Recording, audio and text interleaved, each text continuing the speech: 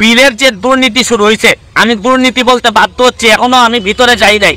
কারণ হচ্ছে গিয়ে একই বাসায় একই মানুষের কিভাবে 1300 আর 4000 কেমনে বিল হয়, এইটা আমি মানুষ দেখেন এই বিলের কাগজ ছাড়া আমি কথা বলতে চাই না। জোট সরকারের সময় অন্ধকারে 17 ঘন্টা ছিলেন, উনি বিদ্যুতের দামের কথা বলেন। মাননীয় সংসদ সদস্য, আপনার স্পিকারের মাধ্যমে আমি জানতে চাই তার কাছে, উনি ভুলে গেছেন। আরে অন্ধকারে থাকার যে কষ্ট, আরে সেই কষ্টের কথা বলেন। মাননীয় স্পিকার, আপনার কাছে অনুরোধ করি, আল্লাহর হস্তে সংসদ সদস্যরা বিদ্যুৎ জ্বালানি নিয়ে কথা বলেন না। আমি জানি না কোন মুখে আপনারা কথা বলার সাহস করেন। হয়তো লজ্জা শরমের অধিকার আপনাদের মধ্যে নাই। মাননীয় সদস্য জনাব সৈয়দ সাইদুল হক হবিগঞ্জ 4 সম্পূরক প্রশ্ন। ধন্যবাদ মাননীয় স্পিকার। মাননীয় স্পিকার, এই প্রশ্নের ব্যাপারে, এই সম্পূরক প্রশ্নে আমি মাননীয় প্রধানমন্ত্রীর দৃষ্টি আকর্ষণ করছি। কেন আমার বিরুদ্ধে এইরকম নির্যাতন চলতেছে? আমার এটা হচ্ছে গিয়ে সেপ্টেম্বর মাসের বিল।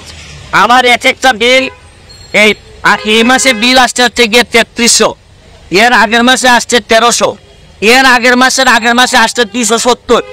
এর মানে হচ্ছে গিয়ে নিশ্চয়ই কোনো একটা ঝামেলা হয়েছে, নাইলে আমার ছেলেও নাই, মেয়েও নাই, বউ বাচ্চা কেউই নাই, আমি একটা থাকি আমার পিএসএ নিয়ে বাসায়।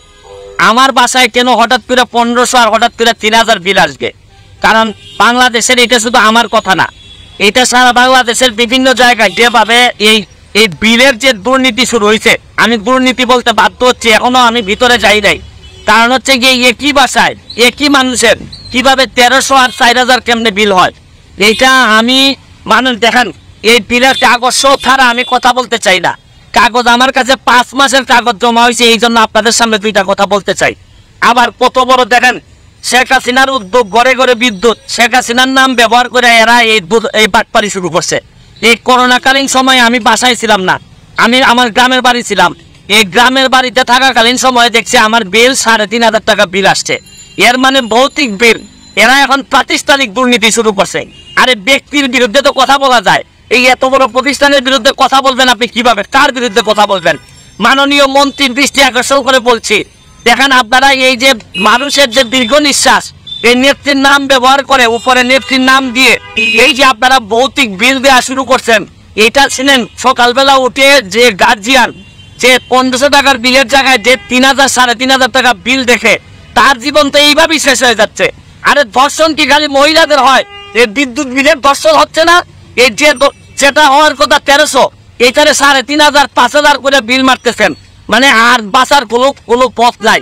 কারণ প্রাতিষ্ঠানিক দুর্নীতি যখন আপনি অবস্থান নিয়ে নেয়, তখন আমাদের যারা জনগণ আছে, জনগণের 12টা বেজে।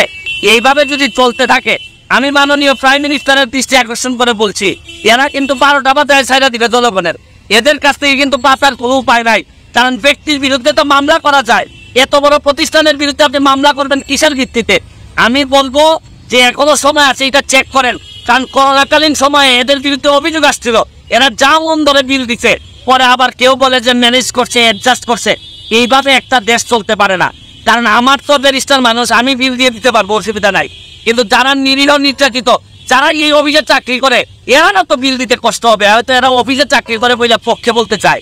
কিন্তু আমি শুধু বলতে চাই, এইটার ব্যবস্থা গ্রহণ করেন, নাইলে মানুষের দীর্ঘ নিঃশ্বাসে বহুদিন সোনার বাংলা, বঙ্গবন্ধু সোনার বাংলা হবে না। ভালো থাকবেন, সুস্থ থাকবেন। ধন্যবাদ মাননীয় স্পিকার, ধন্যবাদ মাননীয় স্পিকার। মাননীয় স্পিকার, আমার মনে হয় আমি উত্তরটা দেই। উনি অনেক উত্তেজিত হয়ে গেছেন সংসদ সদস্য, অনেকে অনেক সত্য কথা সহজে নিতে পারেন। আমি মাননীয় স্পিকার, আমি চাই এই সংসদে একটা সময় দেন, জ্বালানি নিয়ে কথা বলবো। অন্ধকারে 17 ঘন্টা ছিলেন, সকলে মনে আছে। জোট সরকারের সময় অন্ধকারে 17 ঘন্টা ছিলেন, উনি বিদ্যুতের দামের কথা বলেন। আরে অন্ধকারে থাকার যে কষ্ট, আরে সেই কষ্টের কথা বলেন। আপনাদের সময় বিদ্যুৎ অপচয় কষ্ট কত ছিলেন জানেন? মাননীয় সংসদ সদস্য, আপনার স্পিকারের মাধ্যমে আমি জানতে চাই তার কাছে, উনি ভুলে গেছেন। 44% 44% অপচয় ছিল। অপচয়টা কি মধ্যে পড়ে? দুর্নীতির মধ্যে পড়ে। 3 বার দুর্নীতিতে চ্যাম্পিয়ন কি খামাখা হয়েছেন তারা? 5 বার। বাংলাদেশ এখন ক্রিকেটে চ্যাম্পিয়ন হয়, বাংলাদেশ উদাহরণ হয় সারা বিশ্বের কাছে, সাফ চ্যাম্পিয়ন হয়, আর ওনারা করেছেন দুর্নীতিতে চ্যাম্পিয়ন। ঘন্টার পর ঘন্টা শেষ হয়ে যাবে মাননীয় স্পিকার যদি বক্তব্য দিতে হয় তাদের ব্যাপারে। কোনো প্রয়োজন নাই, চাল ডাল গম কি দাম ছিল, আরে ভাই আপনারা তো খাদ্যই দিতে পারেন না, গুলি করে মানুষ মেরেছে, আবার দামের কথা জিজ্ঞাসা করেন। আপনারা বিদ্যুৎই দিতে পারেন না 17-18 ঘন্টা, কানসাটে আপনারা গুলি করে মানুষ হত্যা করেছেন। আমার এখনো খেয়াল আছে সাবেক প্রধানমন্ত্রী খালেদা জিয়া গিয়েছিলেন টঙ্গীতে বিদ্যুৎ পাওয়ার প্ল্যান্ট ওপেন করার জন্য, ঢাকায় আসতে পৌঁছতে পারে নাই, তার মধ্যে বিদ্যুৎ প্ল্যান্ট বন্ধ হয়ে গেছে। মাননীয় স্পিকার আপনার কাছে অনুরোধ করি আল্লাহর হস্তে সংসদ সদস্যরা বিদ্যুৎ জ্বালানি নিয়ে কথা বলেন না।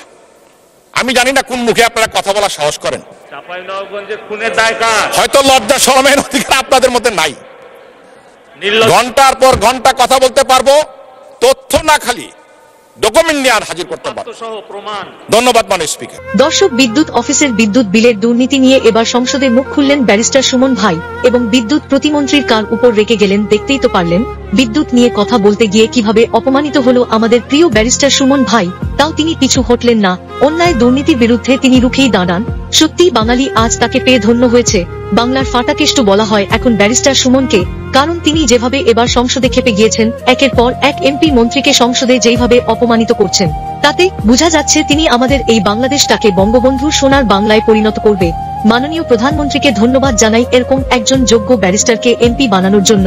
আজ সকল সাধারণ মানুষের মুখে হাসি ফুটেছে। তিনি যেভাবে অন্যায়ের প্রতিবাদ করছেন সেটা দেখে যে কেউ তার মায়ায় পড়ে যাবে। ব্যারিস্টার সুমন একজন সাহসী বীরপুরুষ, যেখানেই অন্যায় দুর্নীতি সেখানেই তার প্রতিবাদ। আজ তো বিএনপিরও তাকে খুব ভালোবাসতে শিখে গিয়েছে। তাই সরকারের দৃষ্টি আকর্ষণ করে বলতে চাই, ব্যারিস্টার সুমন এর ওপর যেন সব সময় নজরদারি রাখা হয়, কারণ তার শত্রু কিন্তু সাধারণ কোন মানুষ নয়, এখন তার শত্রু হচ্ছে বড় বড় এমপি মন্ত্রীরা। আজকের মতন বিদায় নিচ্ছি। ভিডিওটি বেশি বেশি শেয়ার করে দিন, আর আপনি আমাদের চ্যানেল নতুন হয়ে থাকলে সাবস্ক্রাইব করে রাখুন।